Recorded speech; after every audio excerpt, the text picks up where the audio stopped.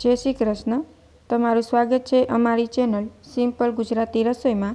તો આજે આપણે બનાવવાનું છે ફ્રૂટ સલાડ. એકદમ ક્રીમી અને ઘટ ઘરે જ આપણે બનાવવાનું છે ફ્રૂટ સલાડ.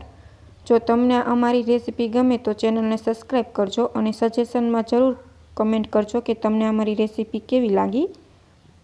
તો આપણે આવું જ ઘટ ફ્રૂટ સલાડ બનાવીને તૈયાર કરવાનું છે. તમે જોઈ શકો છો કેટલું ઘટ બન્યું છે આપણું ફ્રૂટ સલાડ. તો હવે આપણે ફ્રૂટ સલાડ બનાવવાનું શરૂ કરીએ. તો તેના માટે મેં 1.5 લીટર જેટલું દૂધ લઈ લીધું છે. તે પણ એકદમ હાઈ ફેટવાળું મેં દૂધ લીધું છે. હવે આને આપણે ઉબળવા અથવા ગરમ થવા મૂકી દઈએ દૂધને. એક ઉબાળ આવે ત્યાં લગીને આપણે દૂધને ગરમ કરી લઈએ. જ્યાં લગીને આપણે દૂધમાં ઉબાળ આવે ત્યાં લગીને આપણે જે તેમાં નાખવાનું છે કસ્ટર્ડ પાવડર અને કેસર તે આપણે તૈયાર કરી લઈએ. તો સારો કલર લાવવા માટે મેં અહીંયા 1 ચમચી દૂધ લઈને તેમાં કેસર એડ કરીને તેનું આપણે મિશ્રણ તૈયાર કરી લીધું છે. કેસર નાખવાથી ફ્રૂટ સલાડમાં તમારો કલર બહુ સરસ આવે છે અને ટેસ્ટ પણ સરસ આવે છે. તો તમારી પાસે કેસર ન હોય તો તમે સ્કીપ પણ કરી શકો છો. હવે અહીંયા અડધો બાઉલ જેટલો મેં દૂધ લઈ લીધું છે અને હવે તેમાં 2 મોટી ચમચી જેટલો હું કસ્ટર્ડ પાવડર એડ કરીશ. કસ્ટર્ડ પાવડર નાખવાથી તમારું ફ્રૂટ સલાડ એકદમ ઘટ બને છે અને ક્રીમી બને છે. તો અહીંયા 2 મેં મિશ્રણ તૈયાર કરીને રાખી દીધા છે. આપણું દૂધમાં એક ઉબાળ આવી જશે ત્યારે આપણા 2 એડ કરી દેવું એમાં.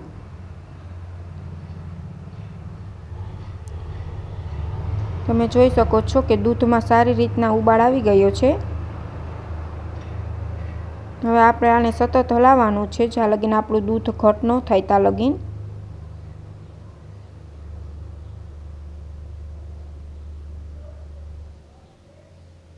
અને આપણે ચમચાથી મદદથી જે તપેલામાં 4 કન્નરીએ ચોટેલું છે તે પણ આમાં નાખતા જશું જેથી આપણું દૂધ સરસ રીતના ઘટ બની જાય. હવે મેં અહીંયા 1 મોટા બાઉલ જેટલી મેં ખાંડ લઈ લીધી છે તે આપણે તેમાં એડ કરી દઈશું. તમારે જેટલું ફ્રૂટ સલાડ ગીરું અથવા મોરું પીવું હોય તે પ્રમાણે ખાંડની તમે વધઘટ કરી શકો છો. હવે આપણે સતત હલાવતા જઈએ આપણા દૂધને.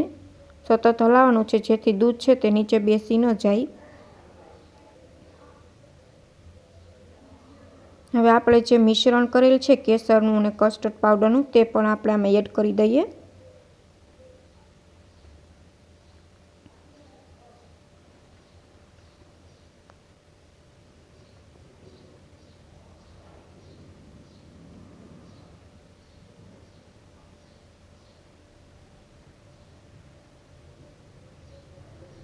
હવે આપણે કસ્ટર્ડ પાવડરનું જે મિશ્રણ તૈયાર કરેલ છે તે એડ કરી દઈએ.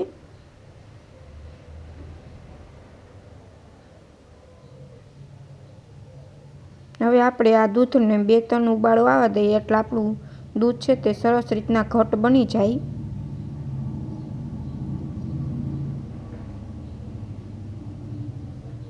તો તમે જોઈ શકો છો કે આપણું દૂધ કેવું ઘટ બનીને તૈયાર છે.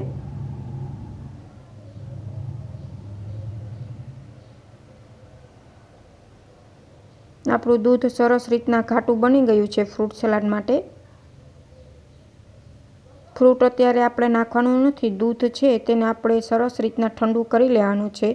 તે પછી જ આપણે તેમાં ફ્રૂટ બધું એડ કરવાનું છે. તો મારું દૂધ સરસ રીતના મેં ઠંડુ કરી લીધું છે. હવે આપણે ફ્રૂટ લઈ લઈએ. તો તેના માટે મેં દ્રાક્ષ લીધેલી છે, કેળા લીધેલા છે અને આ સફરજન અને ચીકુ લીધેલા છે. અને આ મેં બદામની સ્લાઈસ કરી લીધી છે. ડ્રાયફ્રૂટ બદામની સ્લાઈસ નાખવાથી ફ્રૂટ સલાડમાં ટેસ્ટ બહુ સરસ આવે છે. તમારી પાસે ન હોય તો તમે સ્કીપ પણ કરી શકો છો. તો દૂધ સરસ રીતના ઠંડુ થઈ ગયું છે તમે જોઈ શકો છો અને ઘટ પણ કેટલું છે આપણું ફ્રૂટ સલાડ. હવે બધા જ ફ્રૂટ અને આ બદામની સ્લાઈસર આપણે તેમાં એડ કરી દઈએ. જો તમને કોઈ ફ્રૂટ પસંદ ન હોય તો તમે સ્કીપ પણ કરી શકો છો. અને આમાં હજી પણ તમે ફ્રૂટ એડ કરી શકો છો જેમ કે મેંગો છે, બ્લેક ચેરી અને બદામના દાડમના દાણા પણ તમે આમાં એડ કરી શકો છો. પણ અત્યારે મારી પાસે અવેલેબલ નથી એટલે મેં અત્યારે આટલું જ ફ્રૂટ એડ કર્યું છે. તમને જે પ્રમાણે ફ્રૂટ પસંદ હોય તે પ્રમાણે તમે વધઘટ કરી શકો છો. આ દૂધ મેં ઓછામાં ઓછી 3 કલાક ફ્રીઝરમાં ઠંડુ થવા માટે મૂક્યું હતું. અને હજી 1 કલાક મૂકી દઈશ એટલે આપણું ફ્રૂટ સલાડ એકદમ ઠંડુ થઈ જાય અને ટેસ્ટ પણ બહુ સરસ આવે. તો આપણે હવે આ સર્વ કરી દઈએ આપણું ફ્રૂટ સલાડ.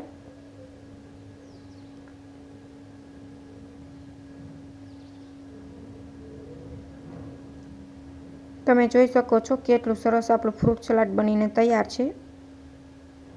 આવી રીતના ફ્રૂટ સલાડ બનાવશો તો ઘરમાં નાનાથી લઈને મોટા સૌને પસંદ આવશે.